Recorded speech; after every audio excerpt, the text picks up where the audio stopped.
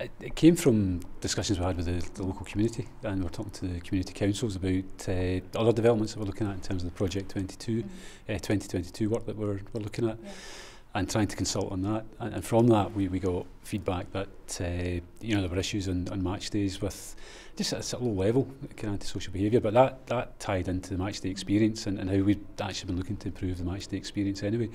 So that was really the catalyst for it, and from there we thought, right, we need to look at that and see how we can use that as a base to then look to take things forward in terms of a match day experience for the fans. You mentioned in your press conference today about being a good neighbour. Do you feel that Rangers could have been a better neighbour at times over the last few years?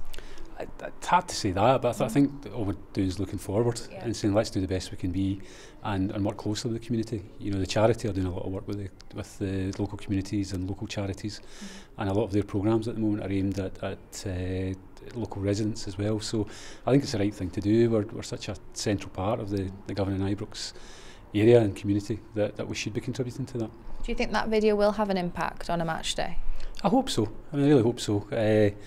I think the fact that Andy Halliday's taking part in it and he's done the voiceover for it is quite important, given that he's lived in Copeland Road for such a large part of his life.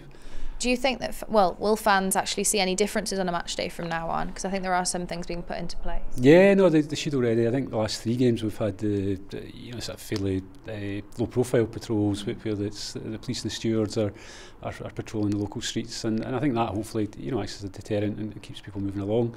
I think this Saturday that we're going to have some portable toilets, which sounds like a small thing, but actually it always amazes you. You go to football, and there's no toilet facilities there. So in small ways, and from small acorns, hopefully we can make the place a much more enjoyable place to come to. Yeah, I mean we're people that are obsessed with sport. We're obsessed with our football club. So there certainly was a buzz on a match day. But we're obviously here to talk about the not so good things. But I think we have to reiterate, like we did do there, it is the minority. It only takes one person to drop a bit of litter or whatnot, and we do need to remember there's obviously residents and people that live on the street, so we need to try and look after it. But like I said, we're proud people. We're obsessed with our football club, and we turn up in our numbers. So we always talk about how fantastic our club is and how fantastic the numbers are that we take everywhere. Here every single week, the attendances this season have been outrageous, really, to be honest. And it's important that we do always try and obviously strive to be better, and it was important that we got that message across today.